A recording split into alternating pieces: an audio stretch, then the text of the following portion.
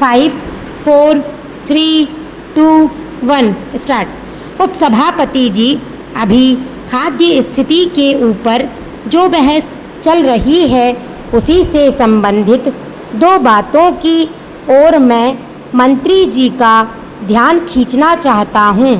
अभी हाल ही में मैं अपने ज़िले में गया था। यद्यपि चारों तरफ इस बात का बहुत शोर है कि इस बार बहुत अच्छी फसल हुई है, लेकिन हमारे ज़िले में वर्षा बहुत देर से होने के कारण वहाँ पर फसल बहुत थोड़ी हुई है। इसलिए अगला जो वर्ष आ रहा है उसमें वहाँ पर खाने पीने की दिक्कत रहेगी। मंत्री जी इसके लिए तैयार रहें और वहाँ पर जो मदद की ज़रूरत हो, जो अन्न की ज़रूरत हो, मंत्री जी उसका उपाय करें। एक दूसरी बात की ओर भी मैं मंत्री जी का ध्यान आकर्षित करना चाहता हूँ। अभी गेहूँ की बुआई का समय है। केंद्र सरकार की तरफ से कहा जाता है कि हमने बीज का इंतज़ाम कर दिया है।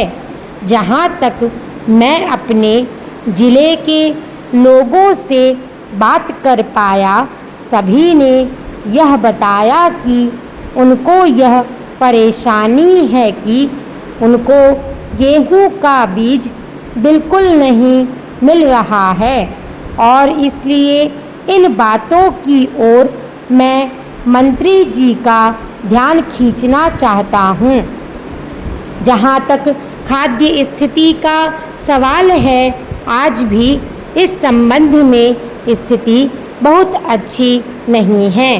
खाने पीने का सवाल ही किसी देश या व्यक्ति के लिए पहली चिंता का विषय होता है। अभी तक हमारा देश इस पहली चिंता के विषय में ऊपर नहीं उठ पाया है और इसलिए बार बार इस खाद्य स्थिति के बारे में हम लोगों को यहाँ पर बहस करनी पड़ती है। यह बात आज से 2 वर्ष पहले कही गई थी कि अब हम लोगों ने अच्छी खेती का इंतज़ाम कर लिया है और उसका नतीजा यह हुआ है कि हमारे देश में इतनी उपज होनी शुरू हो गई है कि जिससे अब अपने देश का काम चल सकता है। इस तरह देश को किसी बाहरी देश पर निर्भर नहीं करना पड़ेगा। यहाँ की पैदावार से ही अपने देश का काम चल सकता है। इस तरह का आश्वासन हम लोगों को दिया गया था और कहा गया था कि हरित क्रांति हो रही है, यानी खेती में ऐसी क्रांति हुई है जिसका नतीजा यह होने वाला है कि अन्न के मामले में हम लोग स्वावलंबी हो जाएंगे। लेकिन 2 वर्ष बाद फिर वही रवैया देखने में आया।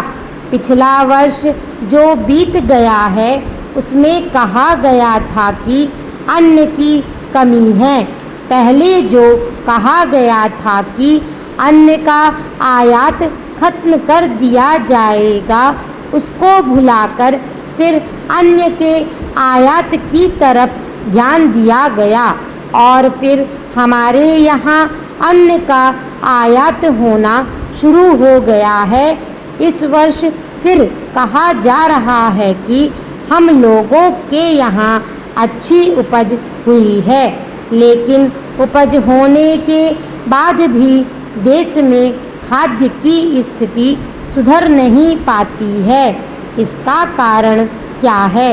इस तरफ भी माननीय मंत्री जी को ध्यान देना चाहिए ताकि आज जनता को राहत मिल सके।